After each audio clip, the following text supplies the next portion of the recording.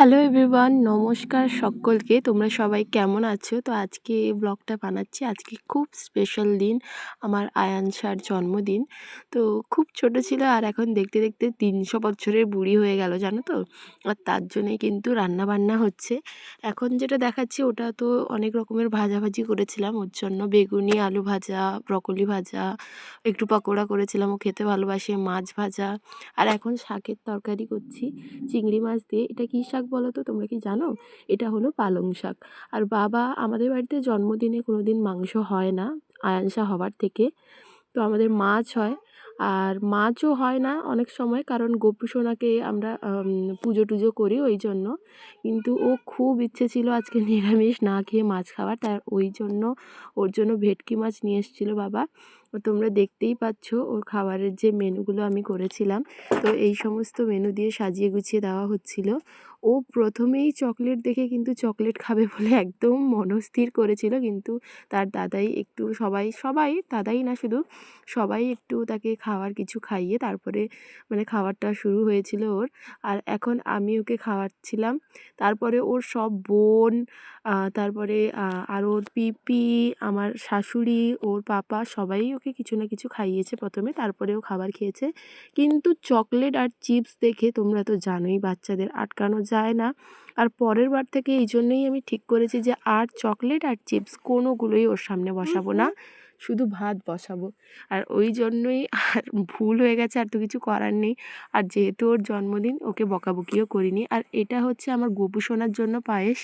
আর একটু চা বসিয়েছিলাম, একটু চা না হলে আমার মাথাই কাজ করে না।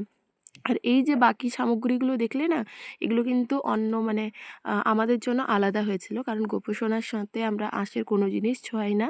আর এখন তো আমাদের বাড়িতে কার্তিক বাবুও এসছে, তাই যাই ভোগ করি না কেন কার্তিক বাবু এবং গোপাল সোনা দুজনকেই দেওয়া হয়। আর পুজো করে তারপরে আমাদের বাড়িতে কেক কাটার নিয়ম। আর দেখো, আমার মেয়ে রেডি হয়ে ঘন্টি বাজাচ্ছে, আর এটা আমার ভাগ্নি। দুজনই খুব মানে একদম বেস্টিস, জানো তো? যাই করে একসাথে করে।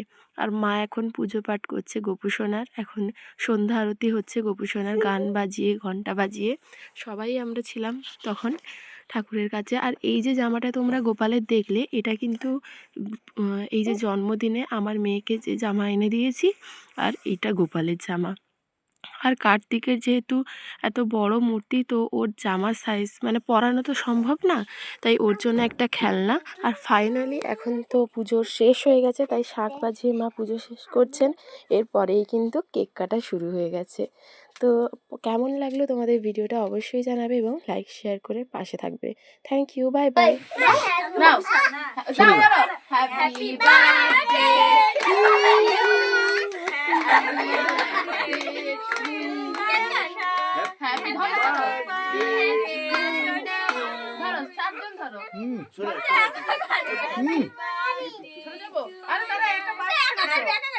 Happy birthday to you, happy birthday to you. ধরো ধরো ধরো, সবাই ধরো।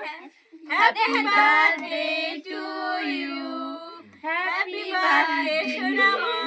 কেটে একটু তার মুখে দিলে, তারপরে তাদের সব মুখে দিলে ওরে খেলে সব ঠিক আছে। চারজন খেলেই হলো, আবার চারজনকে দিয়ে দে।